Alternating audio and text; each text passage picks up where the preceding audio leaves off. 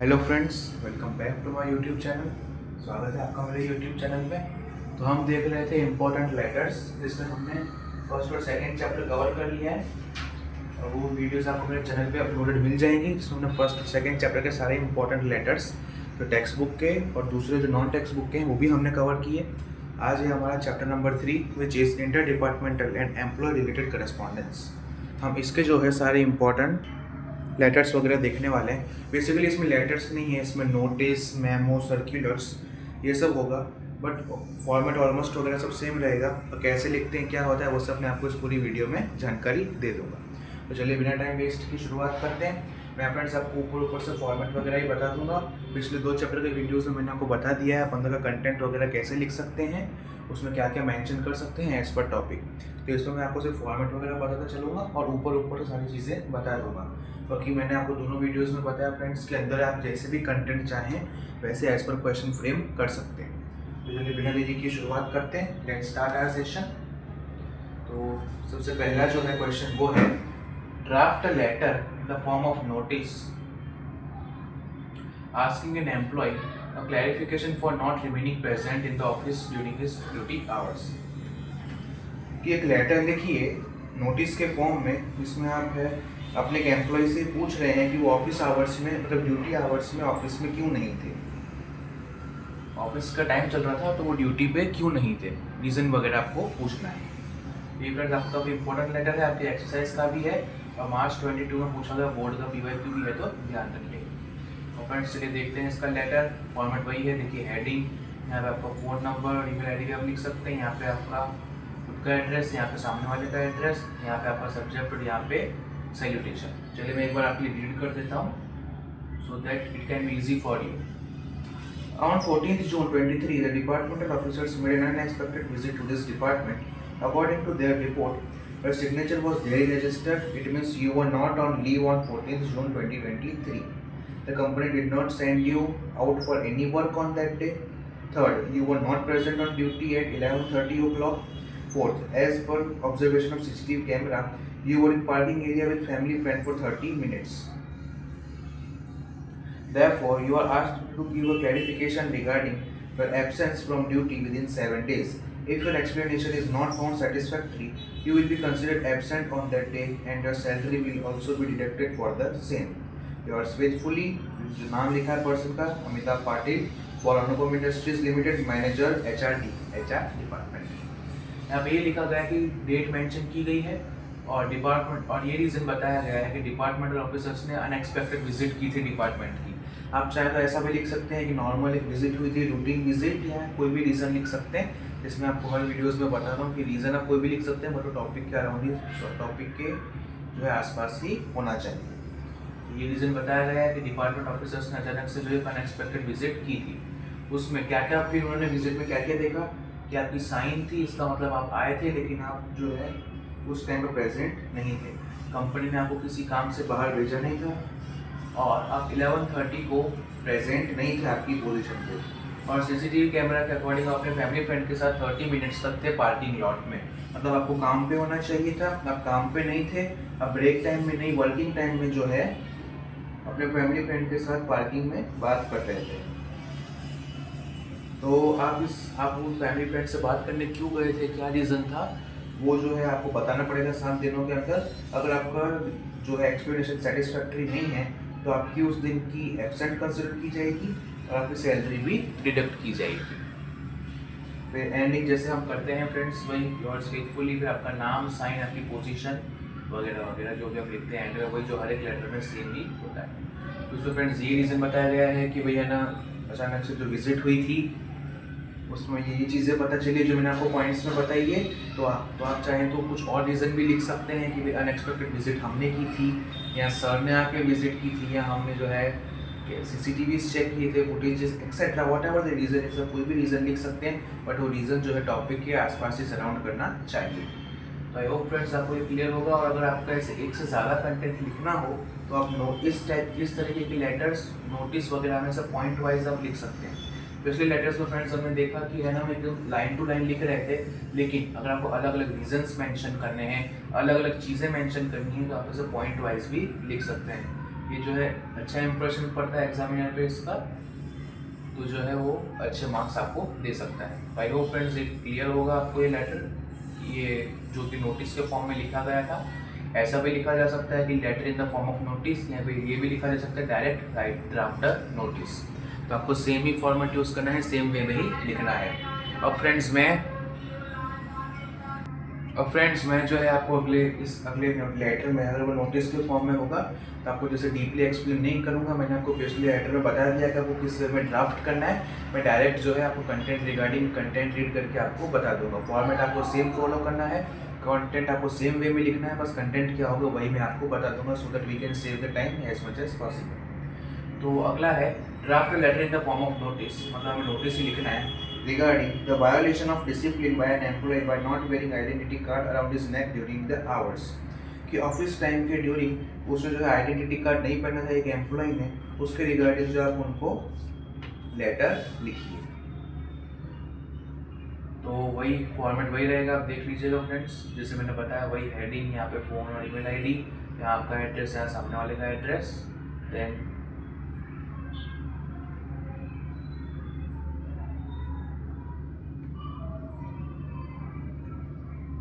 यहाँ पे जो है आपका सब्जेक्ट और यहाँ पे salutation.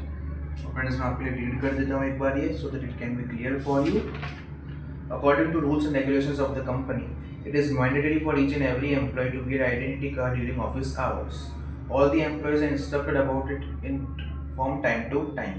On 25th June 23, the general manager made an unexpected visit in the office. यहाँ पे वही फ्रेंड्स सेम रीजन दिया गया कि अनएक्सपेक्टेड विजिट हुई थी, and it was found that you were not wearing your identity card at that time. So फिर उनसे पूछा गया है, why did you not wear your identity card during office hours? दूसरा, being a senior employee, what effect do you think it would have upon other employees? कि आप एक senior employ हैं, आपने ये नहीं सोचा दूसरे एम्प्लॉयज पे क्या इफेक्ट पड़ेगा। Third, as you are responsible for violation of this rule, you are asked to give an explanation in this regard within 7 days, following with appropriate steps will be taken against you.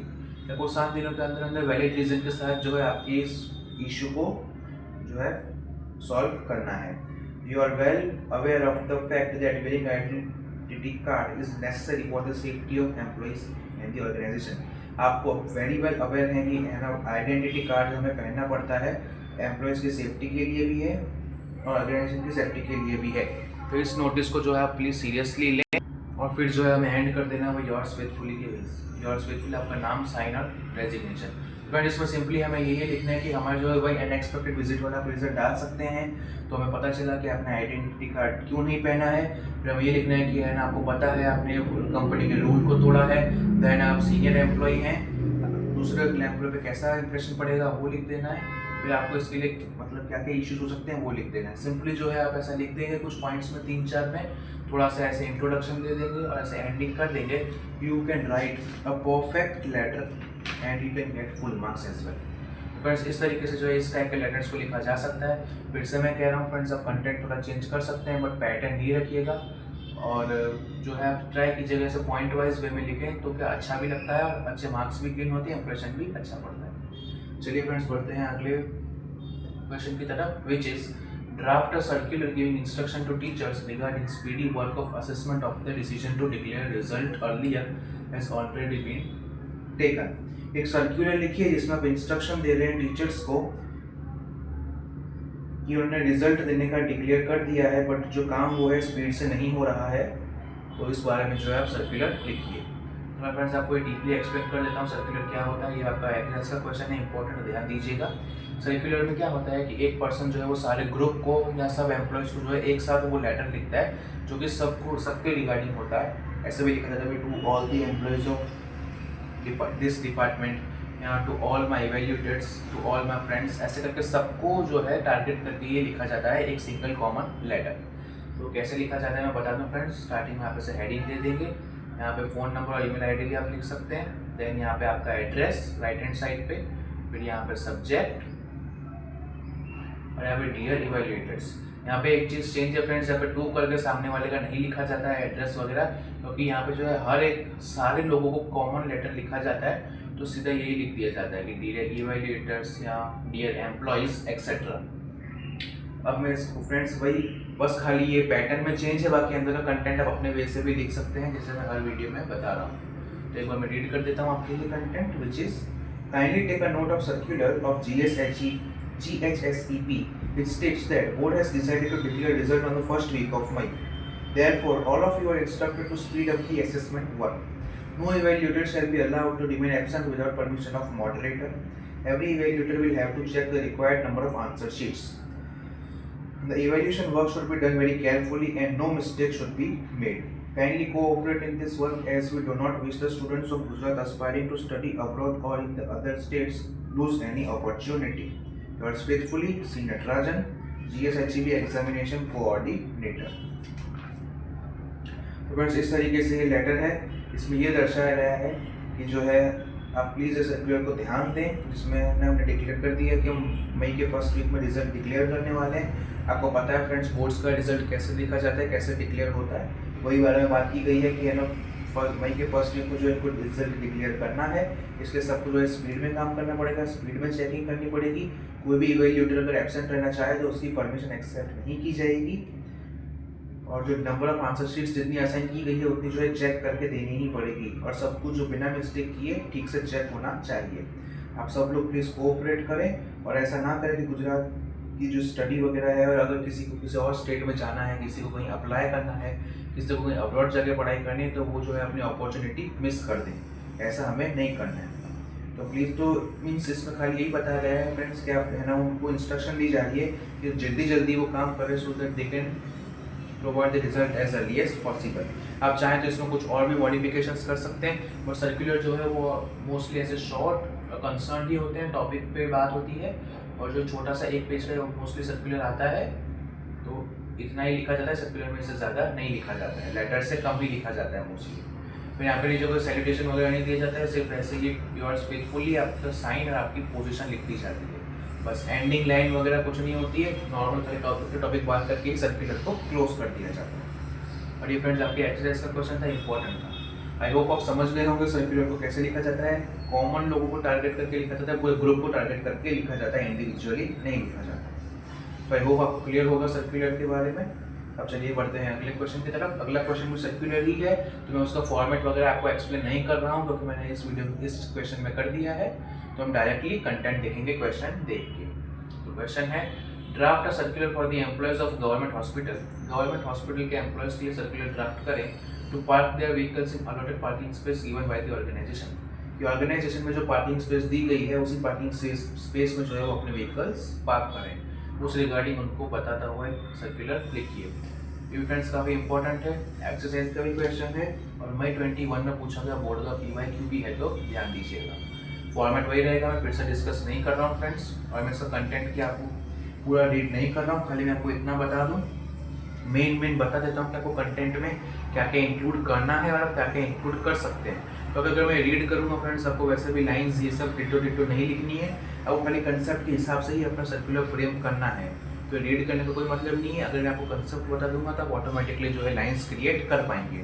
तो concept इसका ये है कि जो है सारे employees जो है गवर्नमेंट हॉस्पिटल के, उनको रिक्वेस्ट किया हुआ एक सर्कुलर लिखा गया है कि वो अपने पर्टिकुलर स्पेस पे ही जो है पार्किंग करें, क्योंकि उनको जो है पार्किंग अलॉट की गई है एक सेपरेट जगह पे, और जो है हर एक पर्सन के लिए एक पर्टिकुलर जगह पे जो है पार्किंग अलॉट की गई है, ताकि विजिटर्स वगैरह भी जो है उन्हें जो है पार्किंग की स्पेस मिले।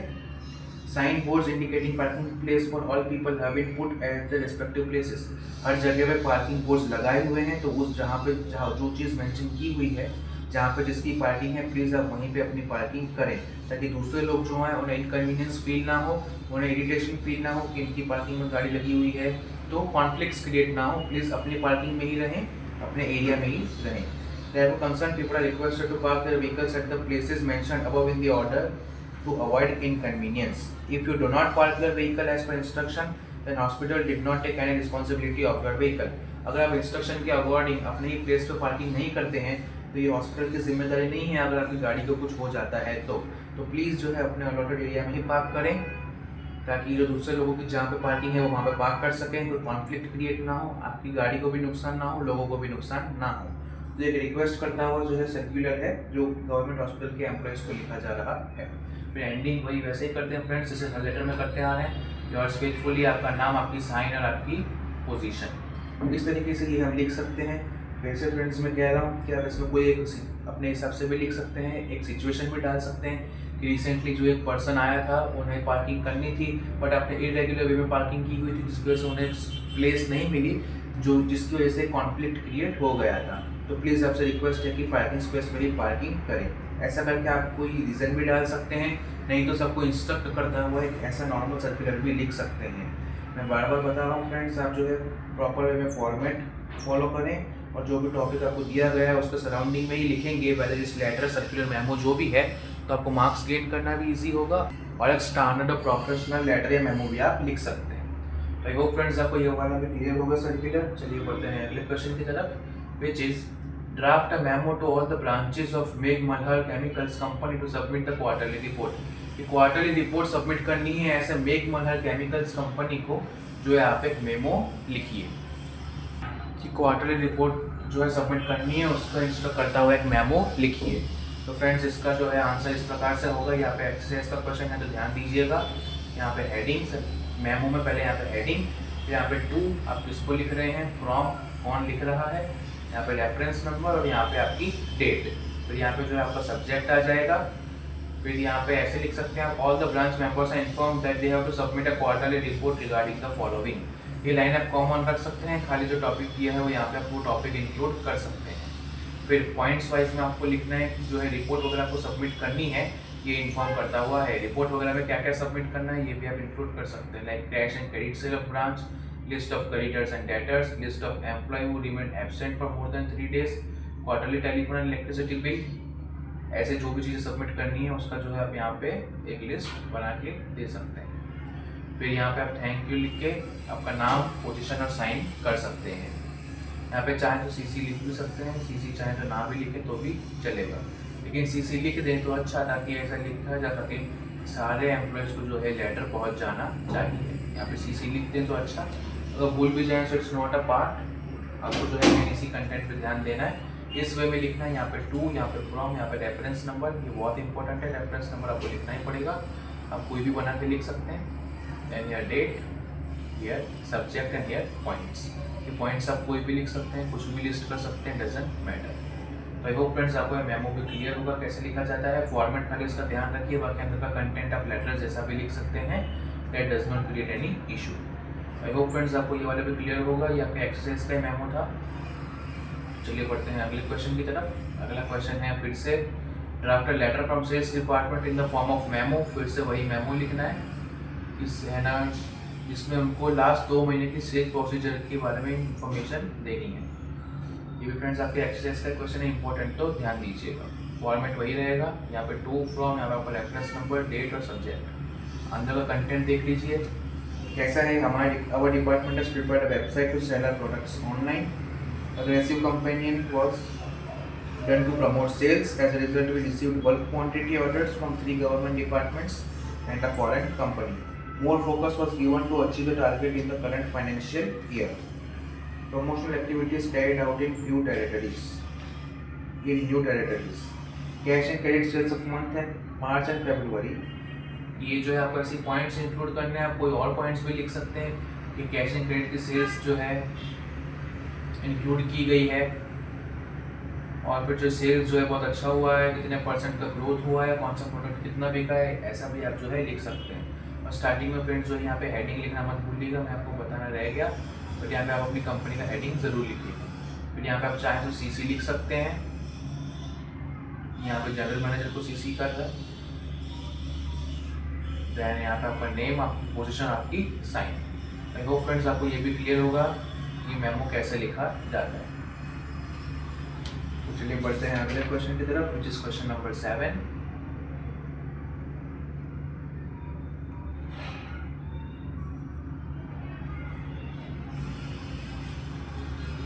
क्वेश्चन नंबर 7 ऐसा है, Sahyog textiles Mehsana requires marketing manager to sell its product. इस सहयोग टेक्सटाइल्स को जो है मार्केटिंग मैनेजर की जरूरत है उसके प्रोडक्ट सेल करने के लिए। इन दिस रिगार्ड